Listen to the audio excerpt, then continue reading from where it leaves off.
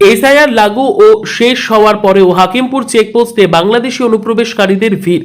SIR এর মেয়াদ শেষ হওয়ার পরেও কেন বাংলাদেশিরা ভারতে, উঠছে প্রশ্ন। স্বরূপনগরের হাকিমপুর সীমান্ত দিয়ে গত কয়েকদিন ধরে লাগাতার বাংলাদেশি অনুপ্রবেশকারীরা বাংলাদেশে ফিরে যাচ্ছিলেন। আজকে সকাল থেকে 23-এর অধিক বাংলাদেশি ভিড় জমিয়েছেন স্বরূপনগরের হাকিমপুর সীমান্তে। গতকাল 11ই ডিসেম্বর এসআইআর মেয়াদ শেষ হওয়ার পরেই সীমান্তে বাংলাদেশিদের ভিড় এসে দাঁড়ালো 23 জনের অধিক বাংলাদেশি অনুপ্রবেশকারী।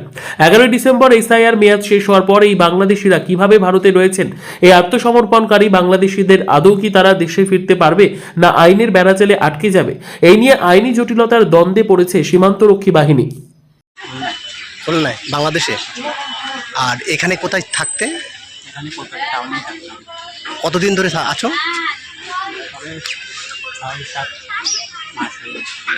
6-7 মাস। কোন দিক দিয়ে গিয়েছিলে? ওটা তো আমার এদিকে চিনাই নেই কিছু। কি কাজ করতে, ওখানে কি করতে? এখানে যে সময় যে কাজ করতাম আমরা করতাম বা কোনো দোকানে। ফিরে যাচ্ছে কেন? এখন এখানে সমস্যা হচ্ছে, ধরো দেশে যাওয়া লাগবে, দেশ ছাড়া কোনো দেশে থাকা যায় না। স্যার কোনো কাগজপত্র কিছু নেই? এইসব হ্যাঁ, তোমার নাম? বাংলাদেশে কোথায় সেটা জিজ্ঞাসা করছি, একটু জোরে বলেন। নড়াইল জেলা। এখানে কোথায় থাকতেন? কলকাতা। কি কাজ করতেন? কাগজ প্লাস্টিক।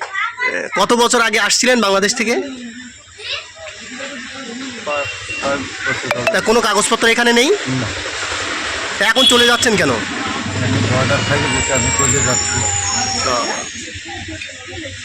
সমস্যা হচ্ছে, ওখানে সমস্যা হচ্ছে কলকাতায়? সমস্যা হচ্ছে না। কি নাম, কি নাম আপনার? লায়ক সর্দার।